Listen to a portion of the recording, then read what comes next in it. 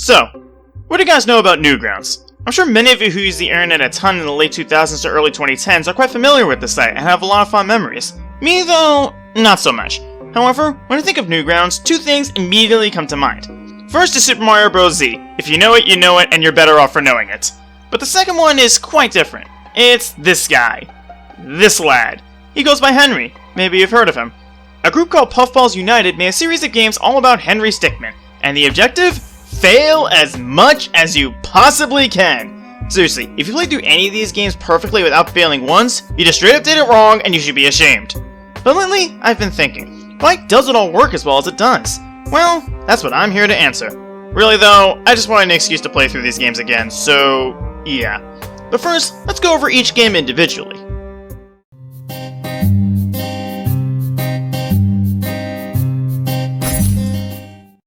There's not much to say about the first one. It's more or less a slightly interactive animation, and it's done in 2 minutes. And given how the original version looked, you can tell this was the first endeavor.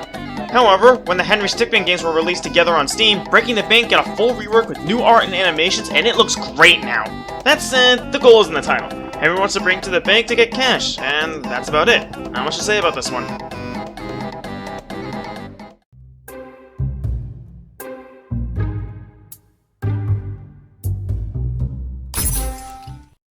Escaping the prison is where things get more interesting. After trying to break the bank, Henry was arrested and unsurprisingly thrown in prison, and now he wants to escape. Fortunately, an anonymous source brings him a cake, and it's filled with a bunch of stuff to help him escape.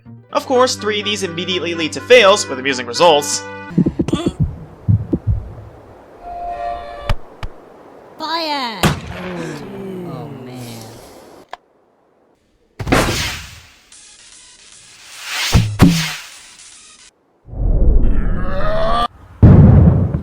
But the other 3 make progress, and this brings up one of the most defining aspects of Henry Stickmin: multiple routes. You can opt to take the direct approach and fight your way out. You can sneak your way out undetected, or you can lawyer up and get freed in court by... Wait a second, is that Phoenix Wright? Well, yes and no. Originally, this was meant to be Phoenix, but when the games were released on Steam, I imagine they couldn't take that chance and he was renamed. This actually happens a bunch of times throughout these games, and it's not really a bad thing, but if you play the original versions of these games, then it's immediately apparent. Anywho, Henry does escape the prison, but where will he go next?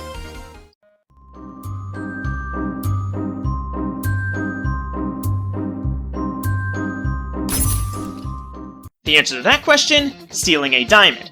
Henry sees the news about a new museum exhibit and instantly sees a boatload of cash, so he goes to steal the Tunisian diamond. Similar to the last game, you have a few different routes to get this done. You can just take his motorcycle scooter, okay that's a thing, and just go hog wild to nab the diamond, or you can sneak your way in, either through a wall or up on the roof. Interesting to note, those 3 different ways you sneak in have drastically different effects. One of them leads to Henry slipping by completely undetected, and another culminates in a GTA-style police chase. Heck, they even added the wanted stars for good measure. Even back in the day I thought that was a great touch. With the third option though, things get out of hand incredibly fast, leading to the Center for Chaos Containment, that's pretty amusing, getting involved. And they decided to just drop a giant robot on the museum which destroys everything and sends a diamond flying straight towards Henry. The luck in this guy is simply unreal. Regardless, no matter what route you choose, Henry successfully makes off with the diamond, and if only he knew what that meant for him.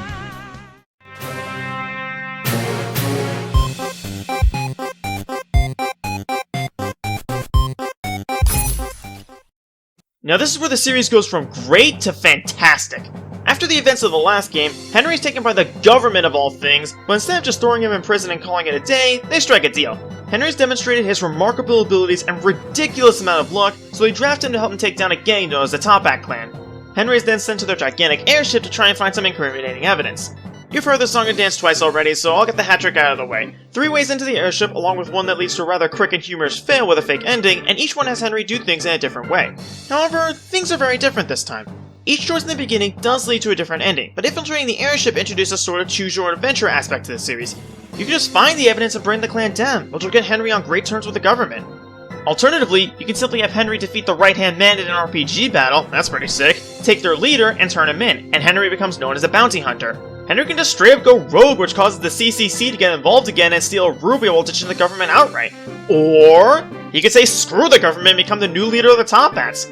Back when this was new, I thought this was really cool. The actions Henry takes has a visible effect on the ending. And speaking of endings...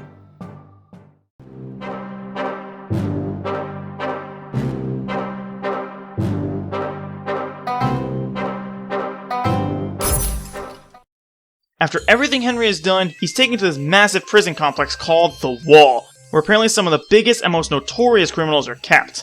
Side note, pretty sure this is set in Russia given the environment and the accents on major characters. Nevertheless, Henry is told to wait until a cell is found for him, and sure you can totally do that, but as you would guess, there's more than that. You can opt to play dead and you'll be disposed of. That's pretty hilarious, honestly. You can take the direct approach like you did in escaping the prison, leading to a thrilling escape, or you can enlist the help of this new girl named Ellie, and then either fight your way to freedom together, or just ditch her. You monster. But if you ask me, simply waiting for the cell leads to the most interesting side, because it really drives home the whole choose-your-own-adventure idea I mentioned earlier. See, in the teaser for this game, they mentioned conflicting reports about what Henry did in the last game, and that comes to a head here. Henry can either phone his buddy Charlie, the best character in the entire series, and he'll pick up Henry no problem. Alternatively though, you can phone the Top Hats to get you out, only to be brutally betrayed and left for dead. And for the longest time, that was it. The story of Henry Stickmin was left like this for about 5 years, but then the games reported to Steam, and alongside the facelift they all got, there was something special.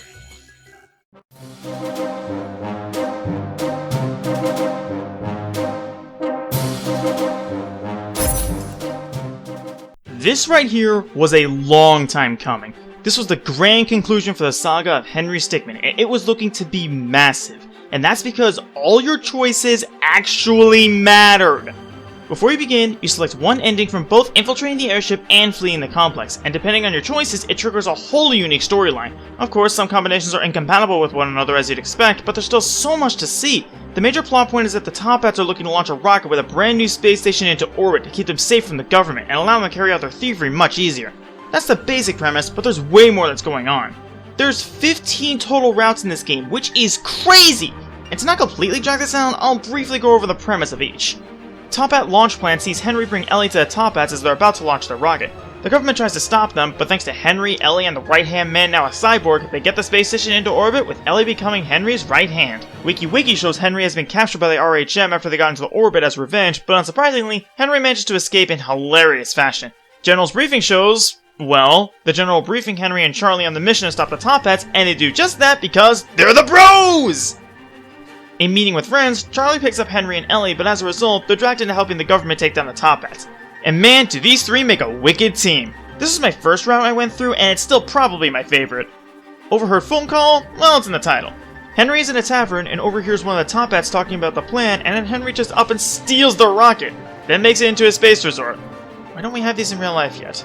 Special broadcast shows the Top Hats successfully launched their space station, and they apparently have a gigantic end room. Unsurprisingly, Henry wants that, so he takes his scooter, that was modified for space travel, I guess he knows a guy, and steals the emerald while also destroying the space station by accident. Caravan plan involves Henry using the tank he made off with to try and steal the loot that Top Hats are transporting. In Arrival, Henry and Ellie are heading to the Top Hat launch site and hopes of joining up with them. Interestingly, this one has two endings, as Charlie sees Henry and offers him and Ellie an opportunity to be saved while taking out the Top Hats, earning them a pardon. Alternatively, they can just join up with the Top Hats and repel the government. I honestly prefer the latter a bit, not sure why. Tavern Eavesdrop shows Henry spying on someone, but this time, it's a pair of government agents. And since he's a Top Hat leader in this timeline, he secretly sabotages their operation. Well, as secretly as he can. At the start of Intercepted Message, Henry gets a message on his government-provided answering machine about the Top Hat's plan. And that face tells you all you need to know. He goes and cleans them out completely. A game by Puffballs United is a hilariously unsubtle Metal Gear Solid parody where Henry and some government agents take down the RHM and stop the Top Hat's plan completely, with Henry becoming a pro bounty hunter. Reunion begins with the Bros getting reunited and working together to stop the Top Hat space station together. Mutiny has Henry return to the airship with Ellie stowing away, which causes discourse, and this ends in a Top Hat civil war? Yeah, I was never big on this one. You Have a Tank shows Ellie and Henry going hog wild with Henry's tank to steal the Top Hat loot. And finally, Resurrection shows what happens to Henry after he was just left for dead. He was given cyborg parts and he flies off to just obliterate the Top Hats that tried to kill him. Jeez, he's pissed off!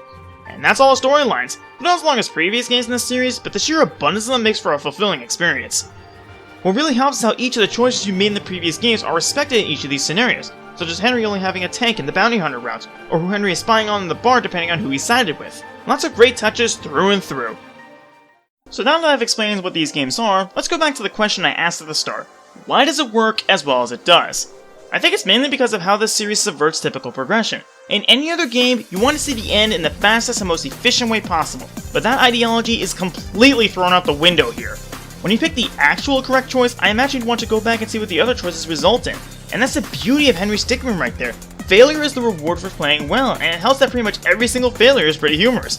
These can range from pretty simple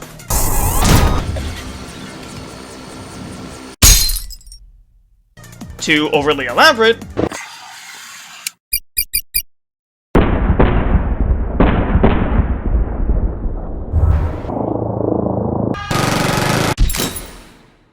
to just plain bizarre.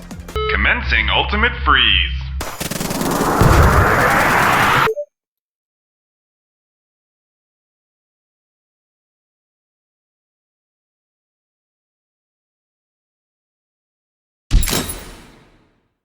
Another thing that works in its favor is how well these games preserve their continuity, both directly and subtly.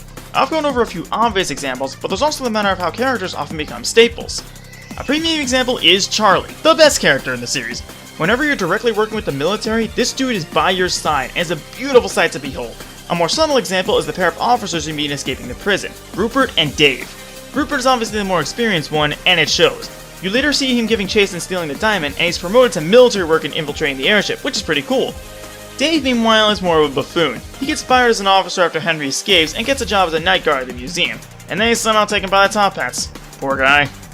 But interestingly, he makes one last appearance in the mutiny route of completing the mission in that same cell, and this plays into the continuity theme I mentioned earlier. This route comes from when Henry took over the Top Hats, but Dave wasn't freed in that route, rather it was when Henry went rogue.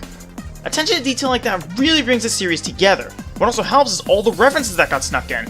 Sure, some of the more direct ones had to be toned down on the Steam version for copyright reasons, but it's still really cool to see, even if half of them make absolutely no sense. Bottom line, the Henry Stickmin collection is absolutely worth your time, especially if you play with friends to watch the hilarity. I'm Arrow Dragon and... What? I failed? Yay, that means I win! Well, I hope you enjoyed this different kind of video of mine, because I certainly had a great time making it. Now if you'll excuse me, I got Pokemon Violet to enjoy in a couple of days. Well, until next time, this is Arrow Dragon, signing out.